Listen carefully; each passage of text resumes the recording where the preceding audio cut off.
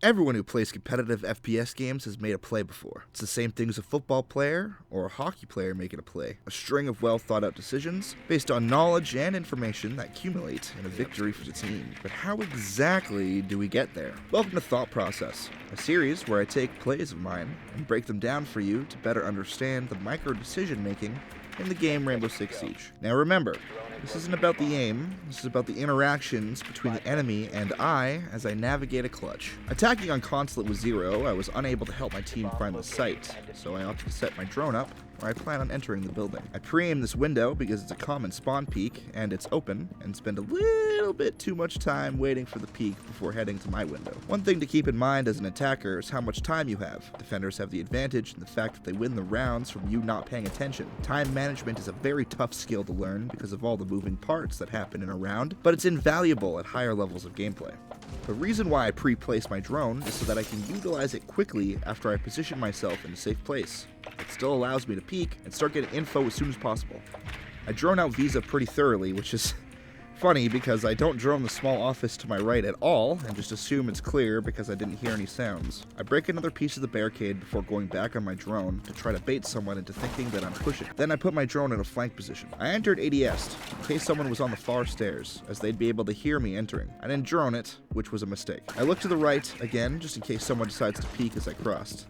Classic Siege timing. I go to place my first zero cam, intending to do this, as I could then use it to see up the stairs slightly.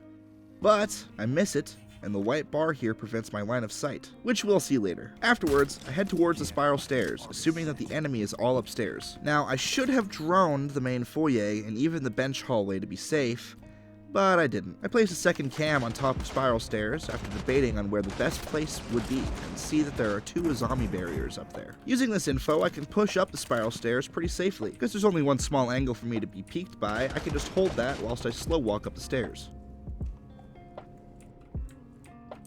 My teammate drones and finds someone that he then yellow pings for me. I intend to peek the pulse, but the barrier is in the way, so I use my Gon 6 to break it open. I hoped that the blast would take both barriers out, but the one was good enough, so I switched back and pre-aimed the B site's door, getting the down and the kill on the pulse. I re-hold the angle here, expecting the peek from bathroom to come in, but I get worried I might hit a Kapkan because of my teammate's call. Careful for Kapkans.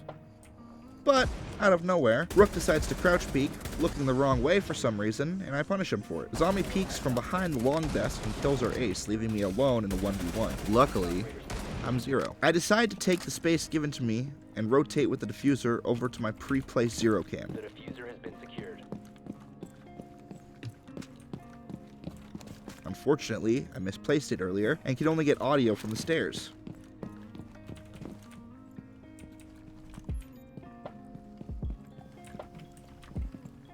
In the corner of 5 ping, right here.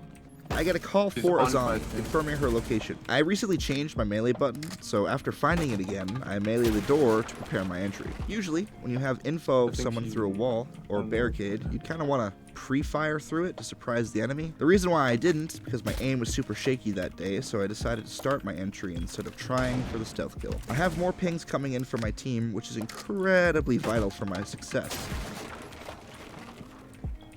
I think she...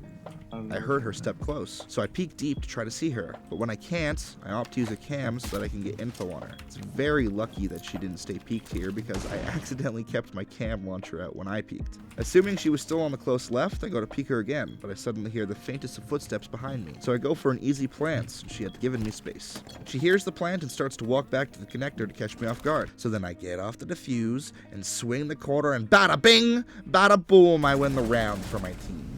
If you have the time in a 1v1, you should be faking the plant to try to confuse the enemy. The less predictable you are, the higher chance you have to win the 1v1. And faking a plant or a defuse on defense to force the enemy into an unfavorable position is a really good way to do that. You just have to trust your aim, trust your sound, and in these situations, confidence is the key to winning.